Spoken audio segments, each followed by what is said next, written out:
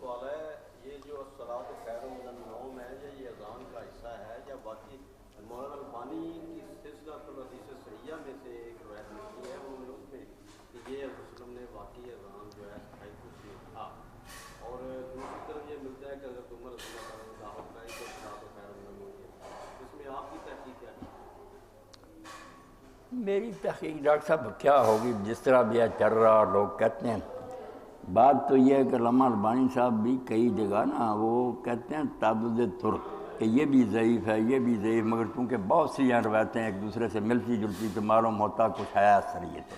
یہ اس قسم کی روایت ہے نا، ویسے نہیں یہ صحیح کوئی بھی، مگر جب ایسی چیزیں مل جاتی ہیں پھر اس کو وہ صحیح لغیر کہہ دیتے ہیں کہ دوسروں سے مل کر کوئی صحیح بن گئی. یہ اس قسم کی صحیح بنائی نا، ورنہ راوی بے شک نسائی کے ہیں، بے شک ابو داؤد ہے ضعیف ہی سارے، صحیح نہیں کوئی. حضور کے دور کا کوئی نہیں صحیح ثبوت ملتا. اب حضرت انس رضی اللہ عنہ کی ایک روایت ہے کہ سنت میں سے ہے کہ اذان میں الصلاۃ خیر من النوم کہا جائے.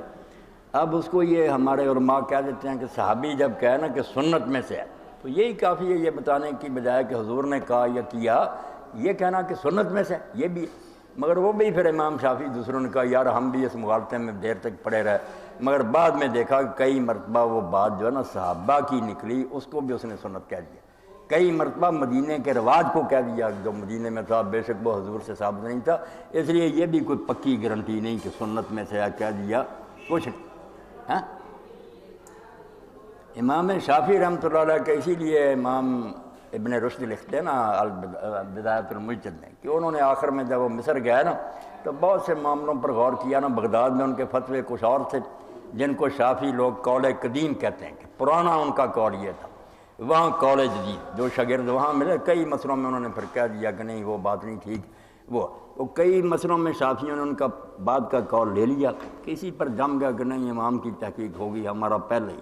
اب امام صاحب کا یہی آتا ہے کہ انہوں نے یہ چھوڑ دیا، انہوں نے اپنی اذان میں اس کو ختم کر دیا تھا کہ میں نے تسلی کر لی ہے. یہ حضرت عمر رضی اللہ عنہ نے اس کو شروع کیا، اس لیے یہ غلط ہے، یہ صحیح الگ بات ہے. حضور کی سنت نہیں میں نہیں کروں گا. یہ آپ نا بدایۃ المجتہد و نہایۃ المقتصد بہت اونچی کتاب ہے، ابن رشد فلسفی بھی ہوئے ہیں فقیہ بھی ہوئے، انہوں نے اس میں امام شافعی رحمۃ اللہ علیہ